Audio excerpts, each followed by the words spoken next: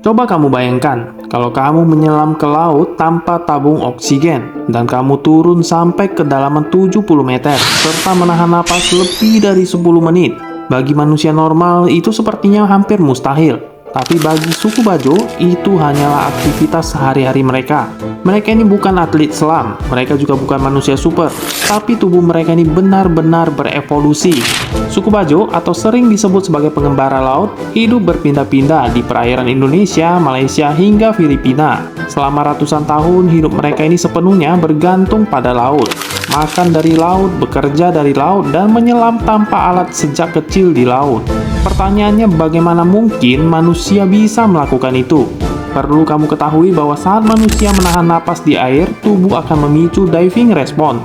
Denyut jantung kamu akan melambat, pembuluh darah menyempit, dan limpamu akan berkontraksi, melepaskan oksigen cadangan ke darah.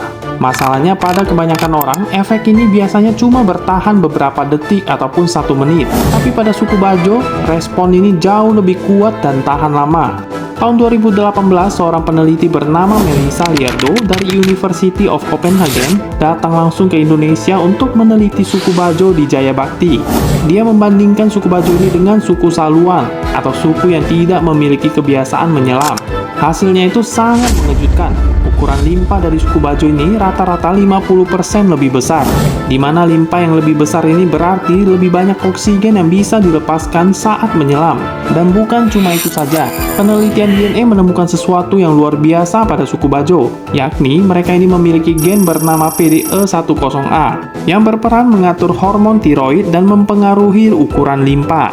Gen ini tidak ditemukan pada suku-suku lainnya. Artinya, ini bukan sekedar kebiasaan, ini adalah adaptasi genetik.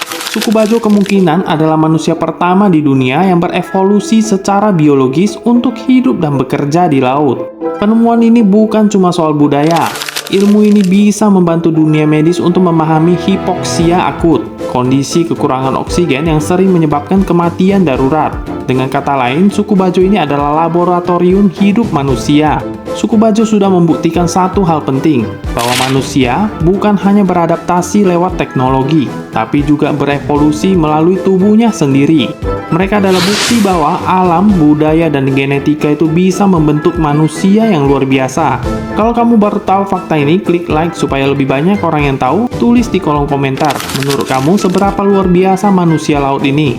Dan jangan lupa juga untuk subscribe dan share video ini, karena Indonesia punya banyak cerita hebat yang mungkin belum dikenal dunia.